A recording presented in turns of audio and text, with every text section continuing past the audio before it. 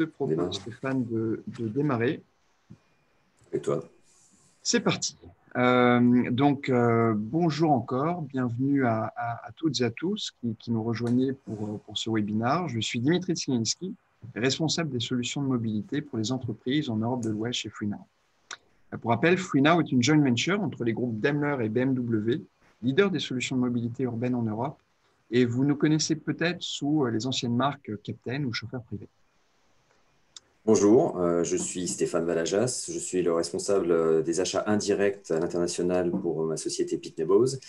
Et dans ces fonctions, j'ai la casquette de Travel Buyer et Travel Manager au niveau monde.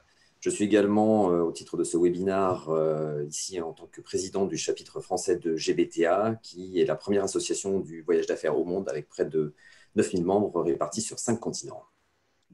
Et nous sommes très fiers justement de faire un partenariat avec GBTA pour analyser les évolutions du transport terrestre, notamment face à la crise et à l'essor de nouveaux modes de mobilité en Europe. Ce webinaire que nous allons présenter s'appuie sur le livre blanc qui regroupe ces analyses et que nous vous enverrons en avant-première à l'issue de cette présentation, ainsi que le replay du webinaire. Les données donc, de cette étude ont été collectées en septembre 2020 dans le contexte que nous connaissons, un contexte difficile. 7 pays européens ont participé à cette enquête, qui sont l'Allemagne, la France, le Royaume-Uni, l'Irlande, l'Espagne, le Portugal et la Pologne. 739 voyageurs d'affaires ont répondu à l'enquête, dont 109 étaient en France, et 174 travel managers ont également répondu à cette enquête, et 23 étaient basés en France. Nous vous invitons enfin à poser vos questions via le panel. Alors, le panel je cherche le wording. Bon, en tout cas, vous trouverez, il y a un panel au niveau de vos participants où vous pouvez poser les questions. Et nous engageons à y répondre au plus tard en fin de présentation. Alors, on a prévu une petite demi-heure pour parcourir les différentes slides. Et après, on a plus d'une demi-heure de questions-réponses en fonction de vos interactions. Merci Dimitri. Quoi l'honneur, Stéphane? Alors, le coronavirus, comment ne pas en parler? Je crois que c'est quelque chose qu'on ne peut pas éviter actuellement. Donc, le coronavirus nous impacte tous à titre personnel, mais également à titre professionnel. Et lors de cette étude, donc, on se rend compte que la moitié des travel managers en Europe affirment que leurs entreprises ont modifié leurs règles en matière de transport terrestre suite à cette pandémie. Certains changements étaient prévisibles, d'autres moins. Dans les changements prévisibles, comme vous pouvez le voir, il y a un renforcement, par exemple, de l'utilisation des moyens de transport, ce que je vais appeler individuels, comme les voitures de location, les taxis, les VTC. Et par contre, on a moins d'encouragement, voire même dans certaines sociétés des interdictions à utiliser les transports en commun ainsi que l'autopartage. Alors, ça peut paraître un peu contradictoire et surprenant parce que finalement, être moins enclin à autoriser l'autopartage ou bien les solutions de micromobilité comme la trottinette électrique ou le vélo électrique, on se dit que ces modes de transport, au contraire, sont plutôt, dans cette période, devraient être plus utilisés parce que finalement, ils garantissent la sécurité du voyageur en matière d'hygiène parce que finalement, il n'y aura aucune interaction avec un chauffeur. Mais visiblement, là, au niveau des travel managers, je pense que ce sont d'autres critères qui sont entrés en ligne de compte, comme la sécurité véritablement physique du collaborateur et évidemment le duty of care. Tu peux passer à la slide suivante, s'il te plaît. Merci, Dimitri. On voit donc effectivement que au niveau des travel managers, les priorités en cette période de Covid sont clairement orientées protection des salariés. Mais il ne faut pas se leurrer, on parle de protection des salariés, c'est en même temps la protection de l'entreprise, parce que l'entreprise est responsable de ses employés dans le cadre du duty of care, dont on a si souvent parlé depuis que je suis dans le travel, j'entends parler toujours de duty of care. Mais là, je pense que ça s'est renforcé effectivement avec le Covid. Donc aujourd'hui, les sociétés sont véritablement, et les travel managers, intéressés à utiliser des services de prestataires référencés, de faire en sorte qu'il y ait des contrats avec des prestataires, ce qui va permettre, en ayant des prestataires privilégiés et répertoriés, que finalement les voyageurs ont une garantie de respect des mesures d'hygiène et de sécurité dans ce contexte du Covid. Ça permet également d'assurer finalement la traçabilité du voyageur. On voit bien que dans cette période, on parle de traçabilité avec l'application Covid. Merci.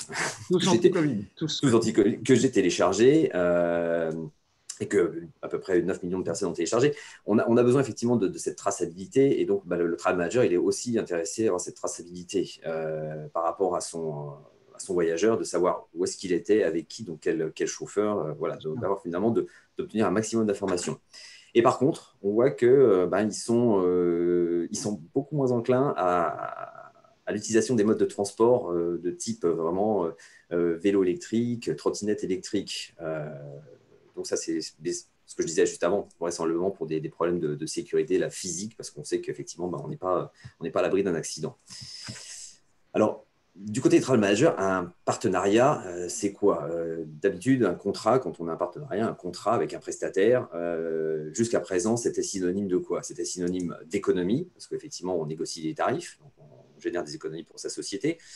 On a une rationalisation des processus dans la plupart du temps, notamment au niveau des moyens de paiement et des moyens de facturation, la facturation centralisée par exemple. Et puis on avait surtout, on cherchait, les travel managers, qu'est-ce qu'ils cherchaient aussi, c'était du reporting. Alors avec l'apparition du coronavirus, il y a finalement un nouvel avantage, enfin avantage, c'est bien, on peut parler d'avantage quand même, qui est ressorti. C'est-à-dire que dans le partenariat, aujourd'hui, on va pouvoir communiquer d'autant plus avec ses voyageurs, si on ne le faisait pas jusqu'à présent, pour installer véritablement ce climat de confiance. Parce que finalement, aujourd'hui, un voyageur, il ne voyage pas. Pourquoi? Parce qu'il n'a pas confiance. Donc, ce qu'on doit, c'est nous, en tant que travel manager, on doit apporter ce niveau de confiance à nos voyageurs pour leur permettre finalement d'adhérer au programme et de voyager. Donc, on doit mettre en place des prestataires qui sont référencés. Ça va rassurer le voyageur. Il se dit, s'il est référencé, c'est que tout a été verrouillé au niveau de la sécurité, des règles. Donc, voilà, donc c'est essentiel aujourd'hui que les travel managers agissent en proposant ce type de service dans les programmes voyage. Et d'ailleurs, on n'a pas simplement interrogé les travel managers, tu le disais en préambule, on a aussi sondé les voyageurs d'affaires, notamment des voyageurs d'affaires en France, et on leur a demandé les différentes mesures de sécurité liées toujours au coronavirus qui les intéressaient. Et il s'agissait notamment d'utiliser les services, exactement ce que tu viens de dire, Stéphane, services de prestataires sélectionnés ou privilégiés par leur entreprise, pour garantir qu'ils respectent les mesures d'hygiène, c'était pour 75% d'entre eux, et permettant à leur entreprise de connaître les données relatives au trajet afin de faciliter les suivis, notamment des cas contacts, c'était pour 66% d'entre eux. En outre, les voyageurs d'affaires français sont intéressés aussi par les services de micromobilité. C'est là où on commence à avoir un décalage entre travel manager et voyageurs d'affaires. Parce que ces services permettent d'éviter des contacts avec d'autres personnes. C'est ce que disent, en tout cas, pensent 54% d'entre eux. Et on peut s'attendre à ce que l'intérêt pour la micromobilité augmente, notamment si elle est présentée comme une option dans les programmes voyage pour éviter les contacts avec d'autres personnes, en tout cas pour assurer sa sécurité au cours d'une pandémie.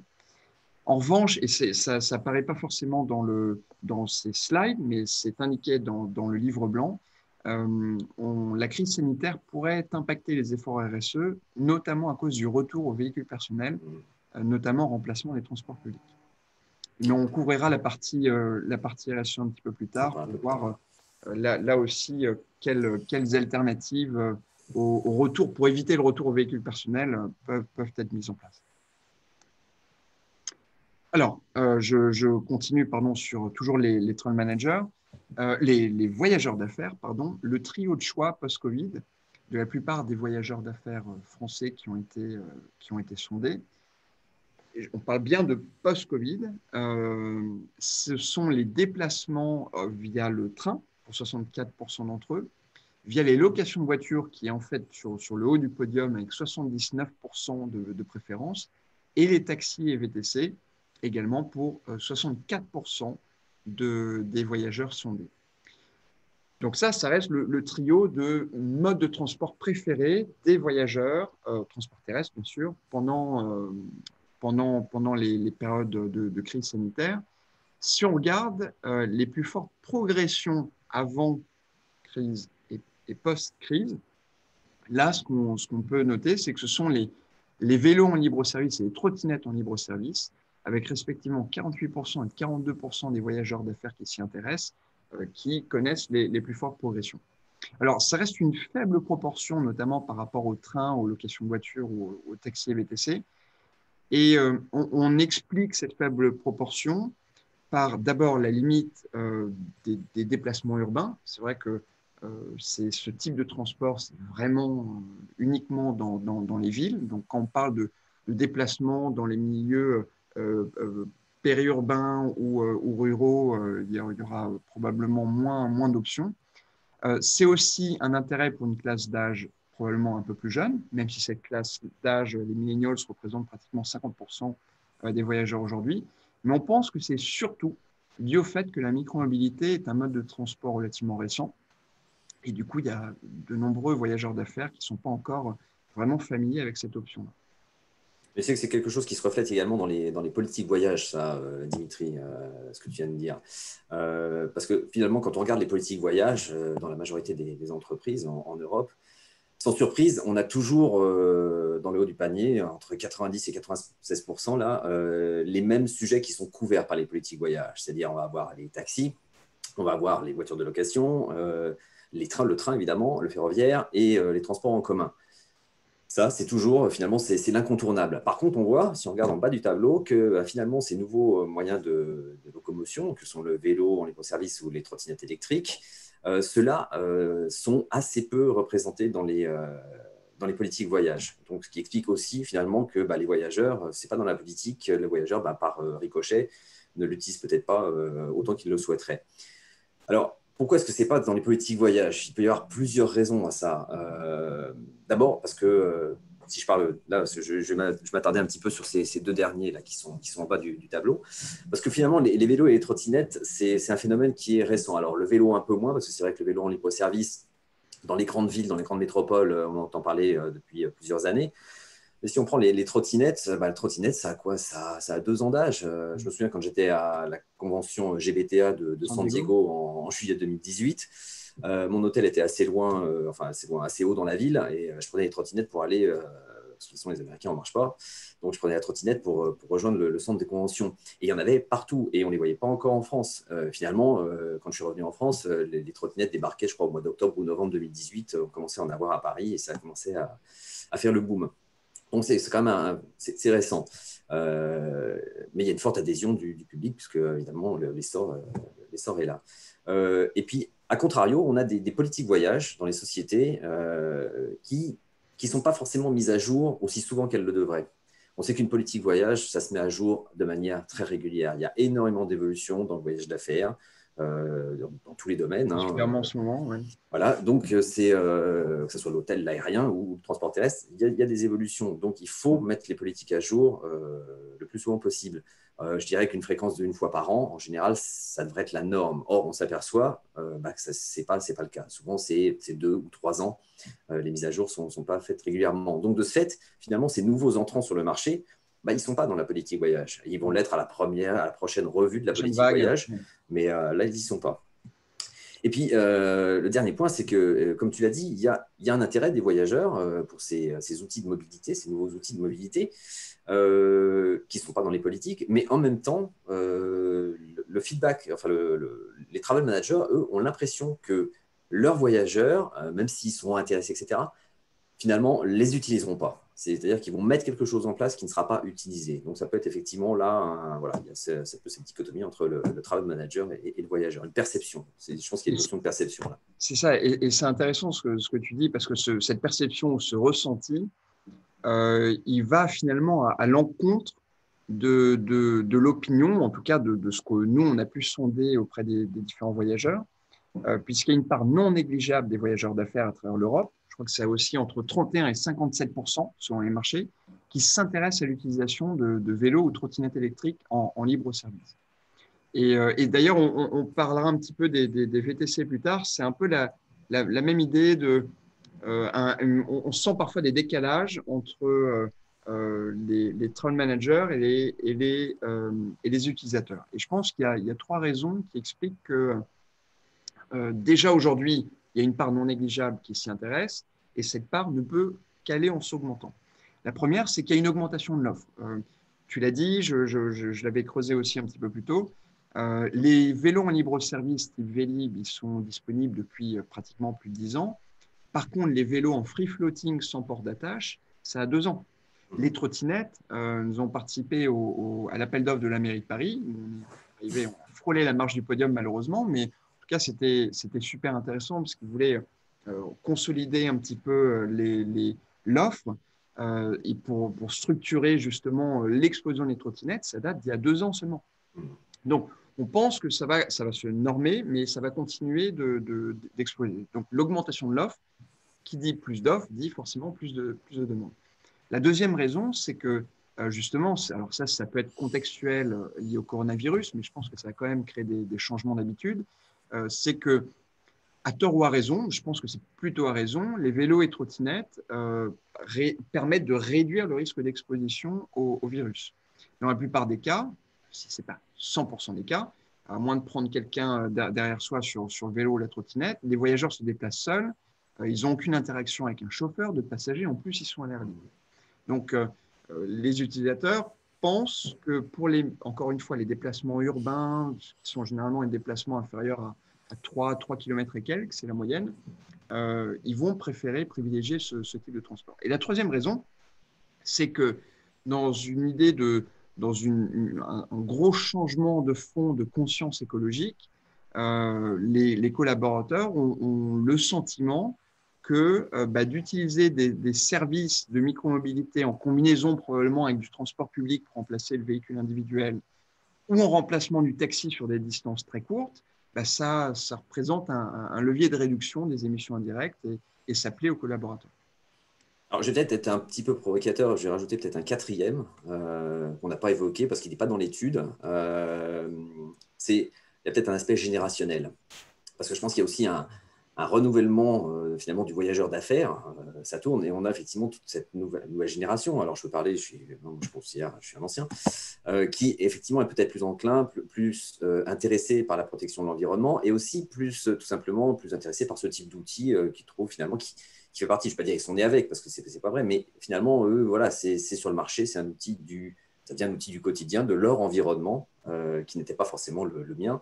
Donc moi, ça serait plus une adaptation, ça va être peut-être plus naturel. Enfin, je ne sais pas, mais ça, c'est un avis. Alors, tu as raison, et est-ce que ensuite, l'aspect fun du déplacement est lié à la génération ou c'est un cinquième argument? Ça peut se débattre, mais c'est vrai que c'est plus sympa de faire un tour à vélo quand il fait beau dans les rues de Paris ou faire de la trottinette plutôt que d'être dans les transports publics ou coincé dans un embouteillage dans un taxi ou VTC. Alors après, c'est vrai qu'un déplacement professionnel, là, on ne l'a pas dit, mais on pense tout de suite le voyage professionnel, le voyageur, celui qui allait prendre son train, son avion, etc. Mais finalement, il n'y a pas que ça dans le déplacement professionnel, puisque finalement, le collaborateur qui quitte son domicile le matin pour se rendre sur son lieu de travail, c'est un déplacement professionnel. Et c'est aussi dans ce cadre-là qu'on va avoir des collaborateurs intéressés par les outils. Parce que par rapport à la distance, finalement, c'est dans le périmètre qui les intéresse. Tout à fait. Et pour faire un rapprochement avec l'activité chez FreeNow, aujourd'hui, moins de 20% de nos courses pro, pas bien vraiment adressées aux entreprises, ont un aéroport ou une gare en point d'origine ou de destination. Ce qui signifie que 80% plus des courses, c'est vraiment la mobilité du quotidien, aller voir un client, un fournisseur, arriver tôt au bureau, repartir tard, aller à un dîner, un événement. Donc, tout à fait. La mobilité de proximité.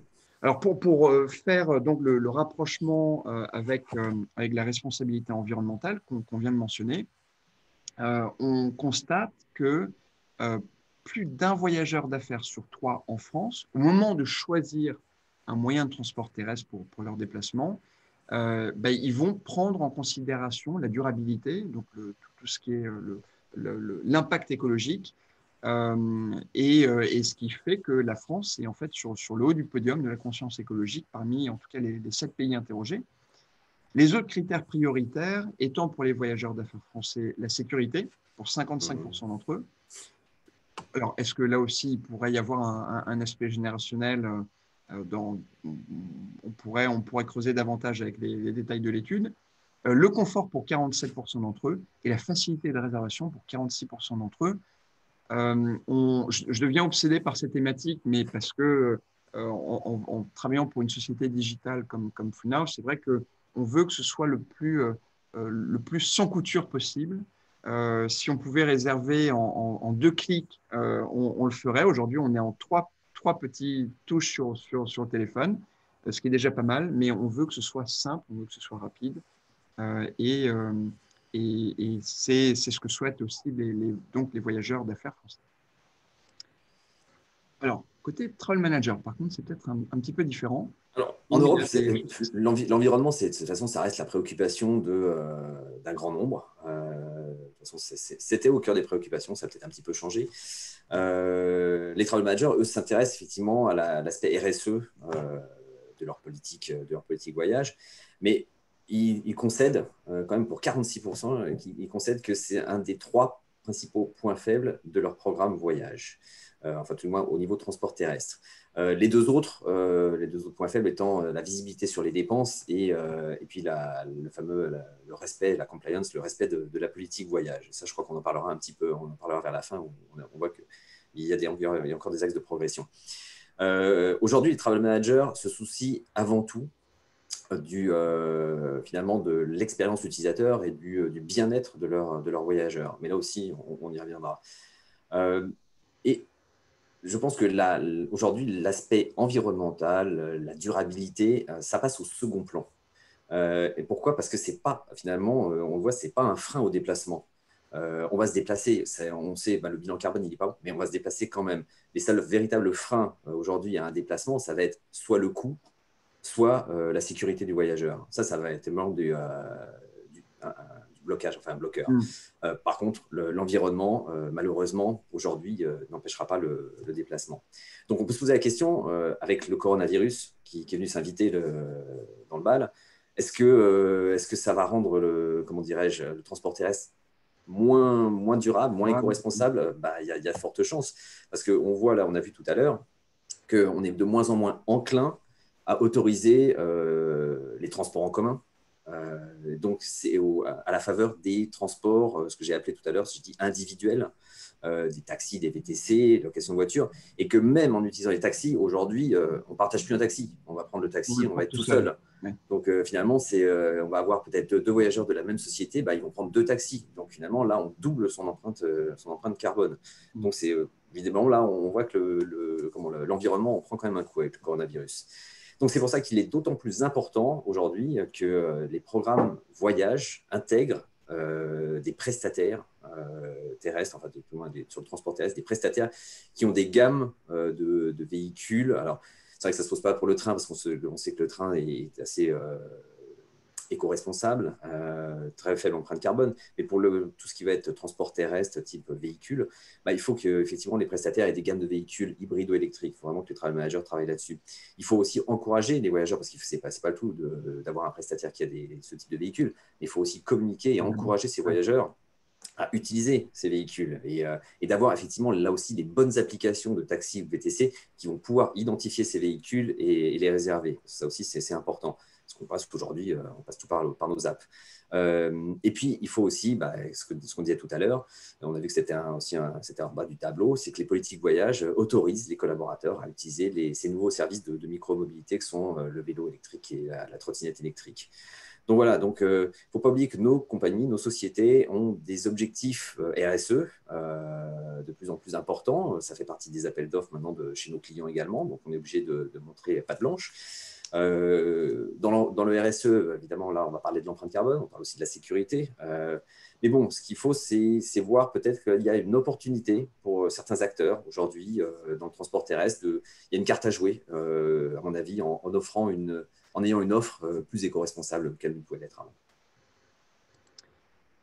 Alors justement, c'est une bonne transition, parce on a parlé de l'impact du coronavirus dans les choix des transports, l'intégration, ou tout du moins l'acceptation de la micromobilité dans les politiques voyage, les efforts RSE dans le transport terrestre, et nous allons maintenant couvrir la prise en compte du segment taxi, VTC dans les déplacements professionnels. Et un chiffre, plutôt 2 chiffres à retenir, c'est que la majorité des voyageurs d'affaires, entre 51 et 76% en fonction des pays, désirent être ou déclarent être intéressés ou très intéressés par l'utilisation de VTC. Et là aussi, je fais un peu un miroir avec ce qui a été dit avec la micromobilité. Il y a deux raisons qui peuvent expliquer ce chiffre et qui encouragent le fait que ça sera probablement progressif dans les mois et années à venir. La première explication, c'est que alors ça date pas d'il y a 2 ans, les applications de taxi VTC, mais ça a moins de 10 ans. Uber, qui était, il faut le reconnaître, précurseur dans le domaine, s'est lancé à Paris en décembre 2011. Chauffeur privé s'est lancé 6 mois plus tard aussi sur le marché français. Et depuis, il y a plusieurs applications qui maintenant commencent à se consolider. Mais donc, ça a moins de 10 ans et pourtant, c'est vraiment rentré dans le quotidien des gens.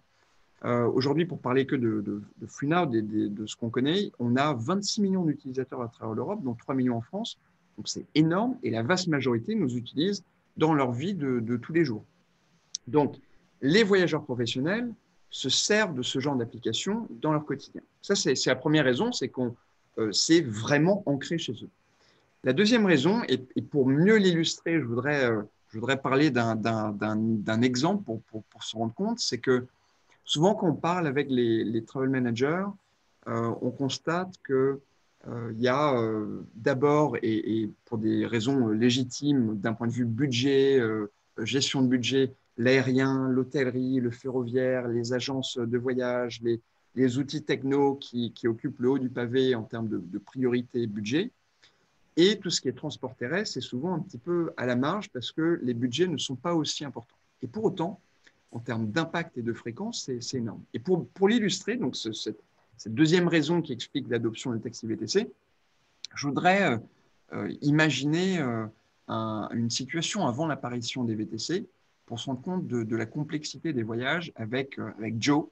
Joe qui travaille chez Toshiba, qui habite à Londres et qui vient pour 2 jours de travail à Paris, un voyage hyper classique en gros. Joe, qu'est-ce qu'il va faire? Joe, il va précommander son taxi à 5 heures du matin pour aller jusqu'à la gare Saint-Pancras pour un Eurostar matinal. Joe va ensuite sortir de la gare du Nord et prendre un taxi sur le fil d'attente jusqu'au bureau de Toshiba, rue Malmaison, pour une réunion d'équipe. Joe va ensuite demander un taxi à l'accueil de Toshiba pour rentrer à son hôtel.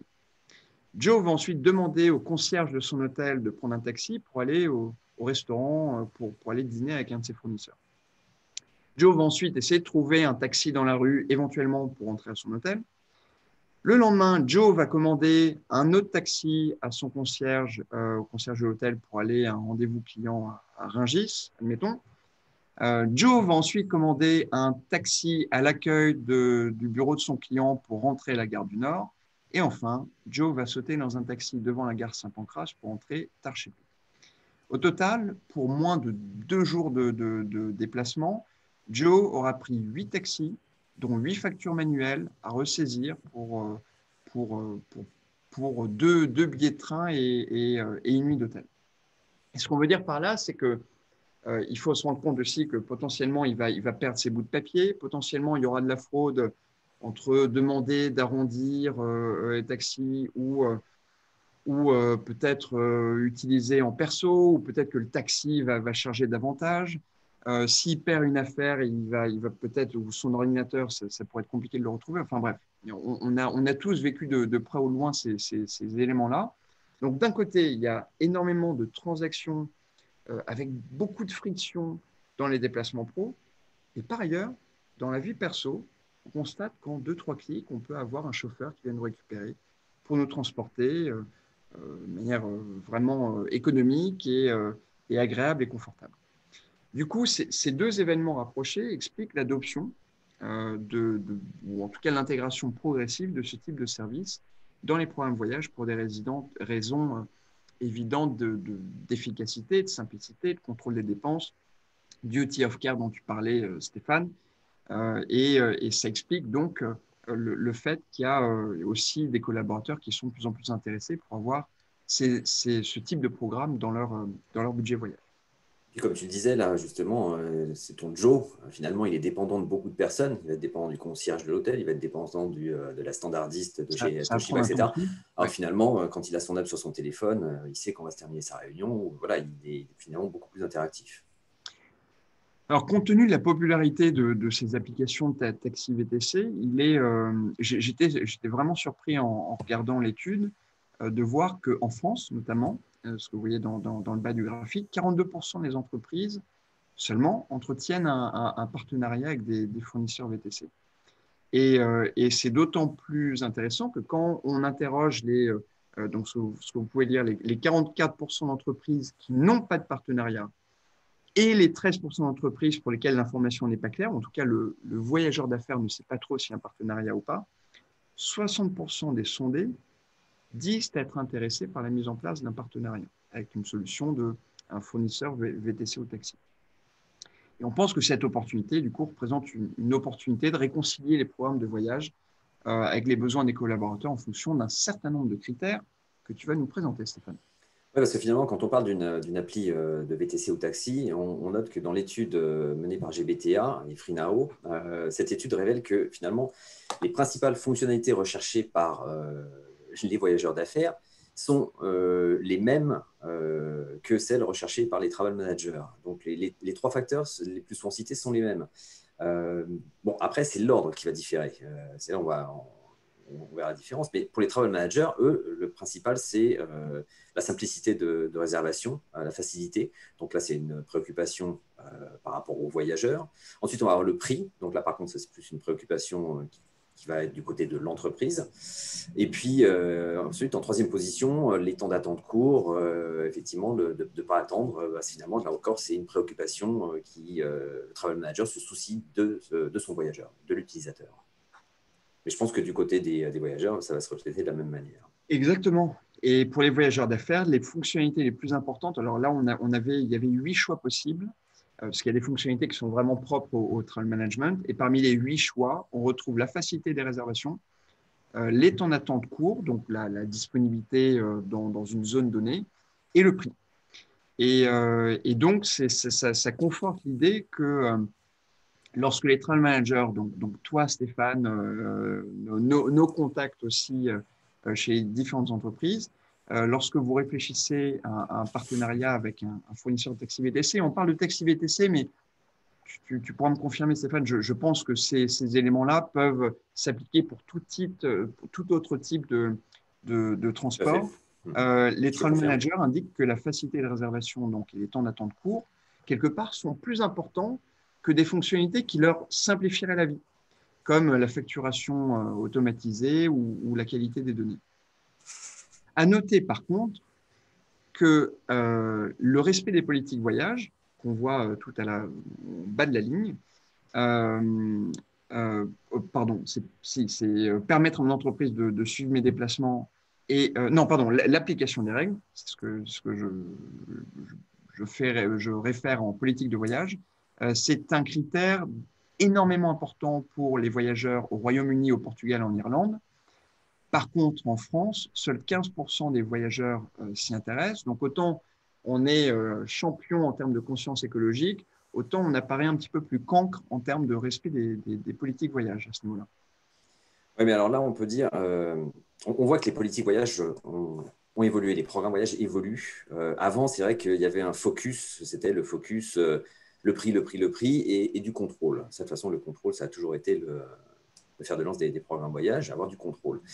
Aujourd'hui, on voit qu'il y a une tendance qui s'est orientée plutôt là maintenant vers l'expérience utilisateur. Et finalement, on prend soin de son voyageur. C'est ce qui se reflète là, effectivement, dans le top 3. C'est simplicité de réservation, temps d'attente, c'est un focus utilisateur. Et on a le même du côté des travel managers. Donc maintenant, là, on peut se dire si le respect des règles, l'application, finalement, la compliance, on n'y est pas en France. Pourquoi? C'est peut-être tout simplement parce que c'est à charge des entreprises de mettre les bons outils à la disposition de leurs collaborateurs. Et c'est ce qu'on a vu, ce que tu as montré dans un graphe précédent, quand on voit que sur les applications, les applis VTC hautes, sur la France, on n'est qu'à 42%, ça paraît, comme tu le dis, C'est un ça paraît décalage. très bas. Et voilà, parce mais c'est parce qu'il n'y a pas de partenariat et que donc on n'a pas donné à nos collaborateurs le moyen de pouvoir réserver via une appli d'un professionnel référencé dans sa société. Donc je pense que les 15% me paraissent quand même très très bas. Maintenant, voilà, il y a aussi quand même des éléments d'explication. Alors, si on s'essaie une conclusion, le coronavirus, on l'a vu, il modifie le choix des voyageurs et des politiques de transport, en mettant notamment un gros accent sur tout ce qui est sanitaire et sécurité. Et il semblerait que les fournisseurs de transport, quels qu'ils soient, transport terrestre, qui peuvent mettre à disposition des travel managers et des voyageurs d'affaires un maximum d'informations avant le voyage, pendant et post-déplacement, ils disposent visiblement d'un avantage par rapport à d'autres acteurs. On a également vu au cours de cette séance que finalement peu de programmes voyage aujourd'hui intègrent les services de micromobilité avec deux aspects qui s'opposent. D'un côté, on a des travel managers qui semblent frileux, probablement en raison du duty of care. Et puis de l'autre côté, on a des voyageurs qui, eux, sont intéressés.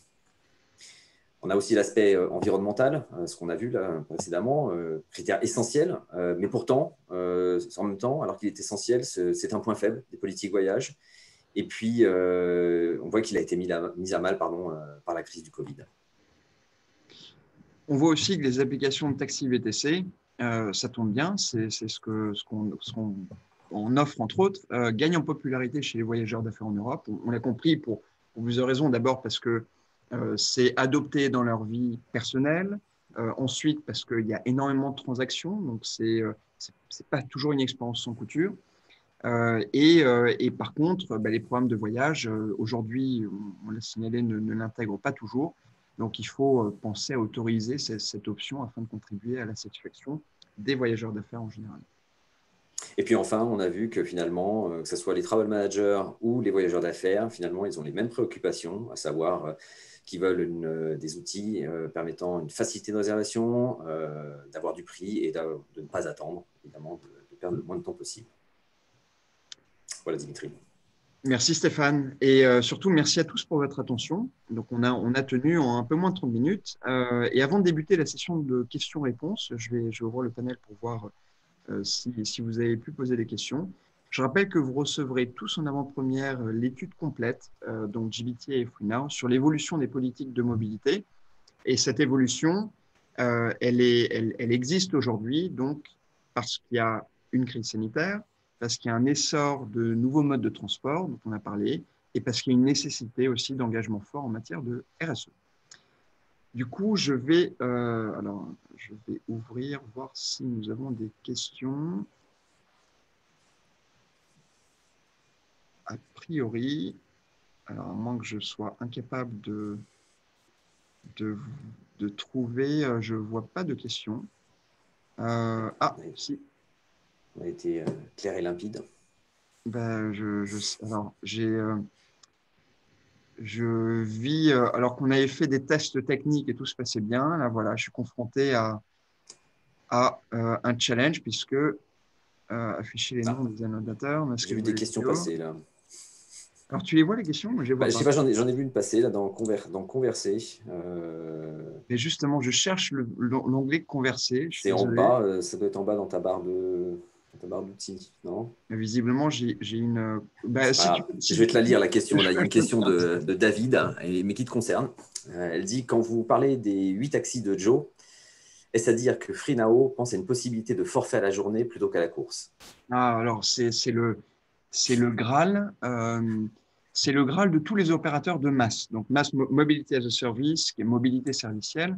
On passe d'une notion notion de propriété des transports à une notion d'usage.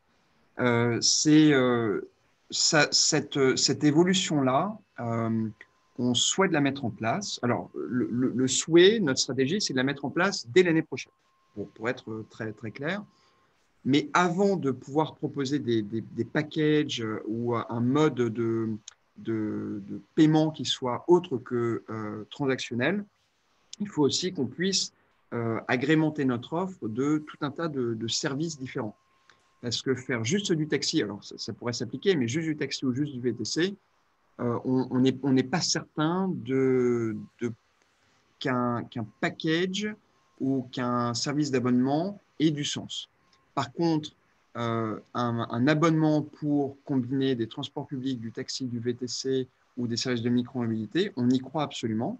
Il faut qu'on ait ces services additionnels.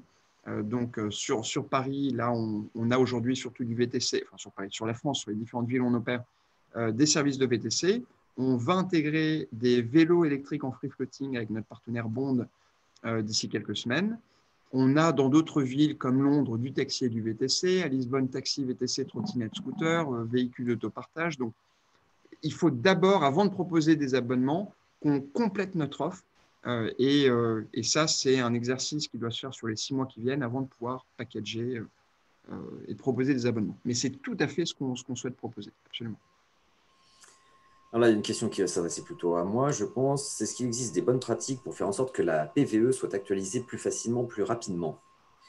En fait, il y a de la veille, il faut être en veille permanente. Il ne faut pas attendre en fait X changements avant de le faire.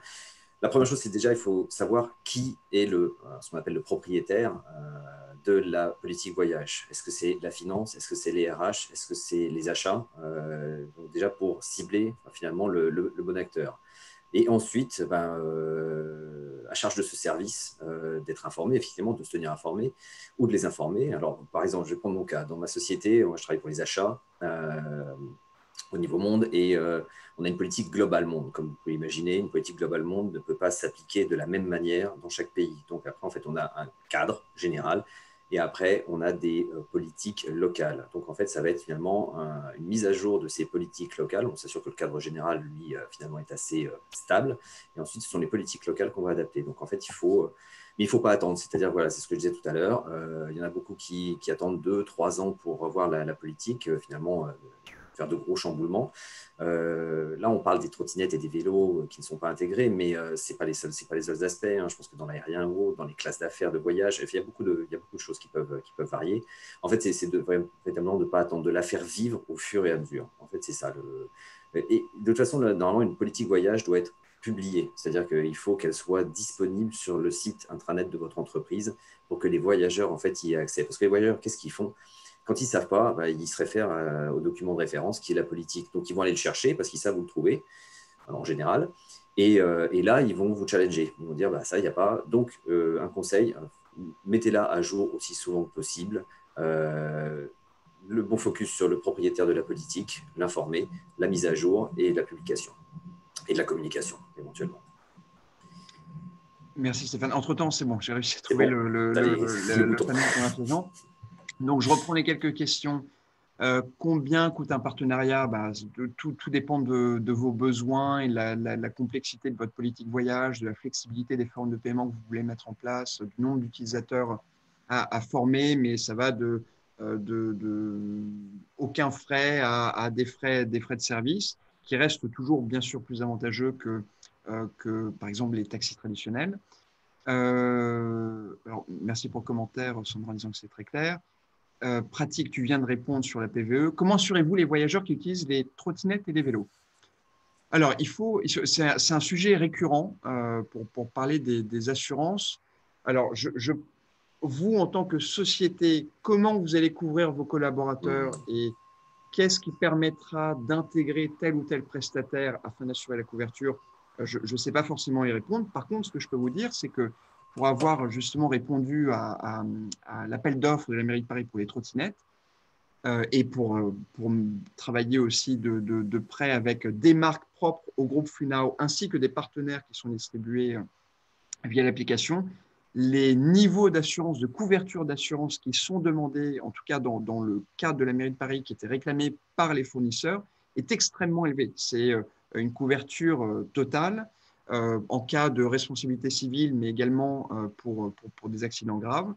Donc, au même titre que lorsque vous prenez un taxi VTC, s'il y a quoi que ce soit, c'est la société Funao qui est responsable. Au même titre que si vous prenez un véhicule Share Now en free floating, vous êtes couvert par ce fournisseur. La même chose et s'applique pour les fournisseurs de trottinettes ou de vélos électriques. Si vous réservez ces prestations via FreeNow, FreeNow supporte également ces risques avec ses fournisseurs. Donc, il y a une prise en charge très élevée au niveau des assurances. Après, est-ce que vous, en tant qu'entreprise, toi, Stéphane, peut-être que tu peux rajouter un complément là-dessus en tant qu'acheteur, quels critères tu vas prendre en compte? Ça, c'est vraiment propre à c'est ça, c'est qu'aujourd'hui, les trottinettes et les vélos, c'est ce qu'on voit dans l'étude. Les travel managers sont un peu réticents par rapport au duty of care parce que là, en fait, quand on parle de dommages, ça va être tout de suite du dommage corporel. Un vélo ou une trottinette, si on a un accident, c'est le corps qui prend. Donc, effectivement, c'est pour ça qu'on est un petit peu réfractaire dans les sociétés à le mettre en place, tout le moins dans la mienne, un peu réfractaire à mettre ce type d'outils en place. Parce qu'après, effectivement, ce sont les assurances souscrites par notre société qui couvrent là, donc des dommages corporels. Et ça peut effectivement aller très, très loin. Là, on parle de millions qui sont provisionnés. Donc, puis après, c'est comme dans tout accident, parce que là, on parle d'accident, si on imagine. Quelle est il y a aussi une enquête sur l'accident. Est-ce que vous n'avez pas vous rouliez là où vous ne deviez pas, vous n'aviez pas les outils de protection, le casque, etc. Parce que ça aussi, on n'en parle pas. Mais pour une société, utiliser ce type d'outil, c'est soumis à des règles. C'est un véhicule roulant, donc vous devez être équipé d'un casque, d'un gilet réfléchissant, enfin tout ce qui va bien pour pouvoir utiliser dans les règles ce type d'outils. Donc ça, il y a quand même une vraie démarche autour. C'est pas quelque chose qu'on prend comme ça à la légère. Donc du moins au niveau de la société est obligée de se couvrir. Alors, est-ce que notre solution proposera une solution de règlement intégrée type R+? Alors, tout à fait. Aussi, on travaille déjà, on intègre R+ en Allemagne, qui est un gros pays. Alors, pour ceux d'entre vous qui connaissent MyTaxi, c'est le leader des mobilités taxi et VTC, les plateformes de mobilité en Allemagne, c'est donc FreeNow, c'est devenu FreeNow. On souhaite exporter ce partenariat R+ en France aussi. L'ambition, c'est de le proposer avant l'été prochain. Après, on sait qu'il peut y avoir peut-être d'autres priorités de développement. Tout est une question de priorisation, mais on voit énormément de synergies avec R+, avec American Express également, avec BNP Card un petit peu moins, mais on est également intéressé par ces trois formes de solutions de paiement, puisqu'on reconnaît qu'il y a vraiment une opération gagnante, gagnant-gagnant-gagnant pour les entreprises, parce que ça permet un meilleur reporting, peut-être moins de fraude, plus de trésorerie, en plus un kickback éventuel. Et pour nous également, on pense que ça permet de drainer plus d'adoption, plus de paiements réguliers aussi par la solution de paiement. Donc on est très friand de ces développements. Il faut juste, par contre, ce n'est pas une solution disponible à travers tous les pays. Il faut faire un développement pays par pays. Une petite question environnement. Est-ce que les véhicules FreeNow Hybride sont-ils hybrides électriques? Tous. Nous sommes extrêmement fiers de proposer la plus large flotte électrique en Île-de-France, purement électrique. On a commencé il y a à peu près un an, et c'était d'ailleurs sous l'impulsion d'un certain nombre de nos clients et des employés chez nos clients qui nous ont poussé à développer cette gamme. On était très fiers. Et également les employés de Captain à l'époque, qui poussaient pour avoir une gamme dédiée d'un point de vue conscience écologique. Et on a évolué, je crois que c'était, je crois que c'était en janvier de cette année, je ne veux pas dire de bêtises, mais en janvier de cette année, on a proposé une gamme 100% électrique qui est la plus large d'Île-de-France. À Londres, on a la plus grande flotte électrique aussi, et taxi, les fameux Black Cab et VTC. Et nous allons annoncer le 10 ou 11 décembre, on va publier nos engagements RSE en termes de réduction carbone et de neutralité carbone pour les 5 années qui viennent. Donc, on prend le sujet extrêmement sérieusement. Après, il faut savoir que le coût d'un véhicule électrique aujourd'hui pour un chauffeur est pas neutre. Alors, une petite Renault Zoé éventuellement, c'est plus abordable, mais c'est pas forcément très confortable, notamment pour transporter une famille jusqu'à l'aéroport. Et on travaille également avec beaucoup de chauffeurs et de sociétés de chauffeurs pour les accompagner et des constructeurs automobiles justement pour promouvoir l'usage des véhicules électriques. Et pardon, pas simplement les constructeurs, mais également les bornes de recharge, parce qu'aujourd'hui, c'est une problématique. Aujourd'hui, en France, il n'y a pas suffisamment de bornes de recharge et de bornes de recharge rapides pour les chauffeurs qui ont besoin de faire beaucoup de courses. Donc, on est très fiers d'un partenariat qui a été lancé avec la RATP récemment pour mettre à disposition dans Paris plus de bornes de recharge électrique pour nos chauffeurs et on continue de travailler avec plusieurs partenaires de cet écosystème. Est-ce que la fonctionnalité de réservation pour... Oui, pardon. Vas-y. Est-ce que la fonctionnalité de réservation pour autrui est prévue sur l'application mobile? Alors, elle l'est déjà. Donc, je ne sais pas, Jérémy, si aujourd'hui, il y a peut-être un paramétrage au niveau de votre contrat qui permettrait qui limiterait cette fonctionnalité, mais autrement, on peut bel et bien réserver pour autrui depuis notre outil Webbooker ou l'application mobile. Je vais prendre la question de Michel Brun. Avec le développement de la visioconférence, quel est selon vous l'impact en pourcentage sur la réduction du voyage d'affaires à moyen terme? Quels sont les conseils pour promouvoir redynamiser? C'est un très bon point, Michel. C'est une interrogation. Je pense que là, de toute façon, on est tous dans la même situation aujourd'hui. C'est catastrophique au niveau monde. Là, je vais donner le point de vue GBTA avec une couverture un peu plus effectivement générale. Aujourd'hui, alors si on parle, parce que là vous parlez des sociétés de transport longue distance, donc on va parler d'un voyage d'affaires. Effectivement, le voyage d'affaires continue d'exister au niveau local. Aujourd'hui, il est principalement bloqué par toutes les restrictions qui existent au niveau des pays sur les entrées sur le territoire et en fait avec le peu d'harmonie qu'il y a au niveau des règles. Donc en fait, aujourd'hui, les voyageurs, le constat qui est fait, c'est que les voyageurs, et je pense que vous êtes dans cette situation, on en parlait tout à l'heure avec Dimitri, nous on aimerait bien repartir en vadrouille, enfin voilà, de faire notre job, retourner, enfin voyager, être finalement un peu cette liberté, mais qui fait partie de notre job aujourd'hui. Moi, je suis cantonné en France, alors que je devrais passer mon temps, la moitié de mon temps dans le monde. Aujourd'hui, c'est surtout voilà, c'est la confiance. Il faut qu'on arrive à regagner cette confiance et à la donner à nos voyageurs. Donc, au niveau des entreprises, c'est vraiment important et on a insisté, je pense, durant ce webinaire en disant c'est important qu'il y ait des partenariats. Ces partenariats qui, aujourd'hui, de toute façon, intègrent. Alors, on a parlé sur la partie transport terrestre, mais aussi bien sur la partie hôtelière, la partie aérienne.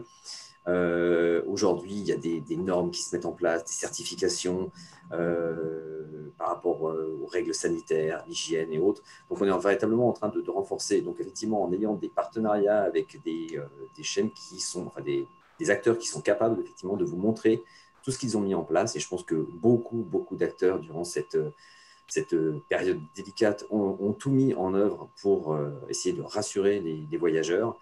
Mais c'est aussi les entreprises qui doivent communiquer en interne. Mais malheureusement, aujourd'hui, les entreprises ne sont pas le seul acteur. Aujourd'hui, on est quand même bloqué par des problèmes réglementaires au niveau des États. Donc voilà, là, c'est un peu plus délicat. Maintenant, la prévision, on retournera vraisemblablement jamais au niveau de voyage qu'on a connu en 2019. C'est clair. On était sur des progressions d'année en année. On était sur 1600 milliards, 1650 milliards de dépenses au niveau monde en voyage d'affaires. En 2019, on ne trouvera vraisemblablement jamais ce niveau-là. Les prévisions pour 2000... alors, c'est vrai que les prévisions changent parce que là, on voit le vaccin qui apparaît. Donc, ça chamboule un peu aussi les perspectives. Mais les prévisions étaient sur 2021 d'un retour d'environ 30% de ce qui a été réalisé en 2019. 50%, 60% en 2022 et crescendo, mais on vraisemblablement jamais les 100% de 2019. J'espère avoir répondu à votre question. On constate aussi bien sûr une baisse d'activité côté FreeNow, comme la plupart des acteurs. Ce qui nous épargne d'une certaine manière par rapport au reste du secteur du voyage que tu évoquais, Stéphane, c'est probablement cette micro-mobilité du quotidien. Même s'il y a plus de télétravail, même si les personnes se bougent peut-être un petit peu moins, et notamment d'un point de vue personnel aussi, pour les sorties, les restaurants, l'activité nocturne, c'est quelque chose d'assez important pour nous. On est aujourd'hui à moins 30, moins 40% d'activité. On pense par contre revenir, puisqu'on est dans un secteur en croissance aussi, des dès la fin du confinement, en espérant qu'il n'y ait pas de troisième vague, ou en tout cas qu'elle ne soit pas trop étendue l'année prochaine. Alors, je reprends, il y avait 2 autres questions. Vous avez parlé de vos packages de partenariat avec des acteurs de micro-mobilité, donc question de David. Pensez-vous en outre à développer vos propres services dans ce domaine, à racheter des acteurs existants? Alors, nous avons notre propre marque de micro-mobilité, de trottinettes et de vélos électriques qui s'appelle Hive, qui existe depuis 3 ans, 2-3 ans. On opère dans une dizaine de villes en Europe. C'est via Hive que nous avons justement postulé l'appel d'offres de la mairie de Paris. Et nous avons décidé d'arrêter Hive, d'arrêter cette marque, puisque dans notre stratégie, en fait, on constate qu'on est notre force, c'est vraiment les taxis et VTC, et c'est ce qui draine probablement le plus de trafic, puisque dans les secteurs de transport terrestre, on l'a vu dans l'étude, taxi et VTC, c'est vraiment, après le train éventuellement, c'est vraiment énorme en termes de transactions, en termes de passagers. Donc, on souhaite bien faire ce métier. On s'est aventuré dans le secteur de la micromobilité. C'était passionnant, mais on constate qu'on n'est pas expert en gestion du hardware, notamment en opérationnel, même si on avait des équipes absolument géniales. Et vraiment, on accélère les partenariats avec des acteurs comme TIR, comme Voi, comme… alors, dans l'écosystème, j'ai oublié de parler de l'écosystème joint venture Daimler BMW, on a des acteurs comme ShareNow, anciennement Car2Go, ParkNow aussi. Donc, on souhaite intégrer davantage ces acteurs, ces partenaires tiers, qu'ils appartiennent à la joint venture ou pas, et se concentrer sur notre métier et enrichir notre marketplace, puisqu'on a déjà aujourd'hui, comme je disais, 26 millions de clients à travers l'Europe, dont 3 millions en Europe, et enrichir notre offre avec des partenariats. Racheter les acteurs existants, non, en tout cas, ce n'est pas à l'ordre du jour. Là, on est, comme j'ai dit, on se concentre vraiment sur notre cœur de métier, taxi VTC. Il y a énormément de consolidation qui est en train de se jouer en ce moment. Par contre, des partenariats avec des acteurs de micromobilité, absolument, et c'est tout à fait notre stratégie.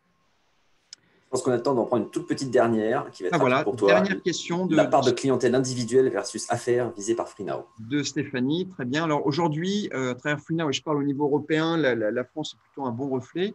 On a en termes de sous-contrat réellement avec un profil professionnel ou un contrat d'entreprise, c'est à peu près 20% de l'activité, 80% de l'activité FreeNow qui est en personnel.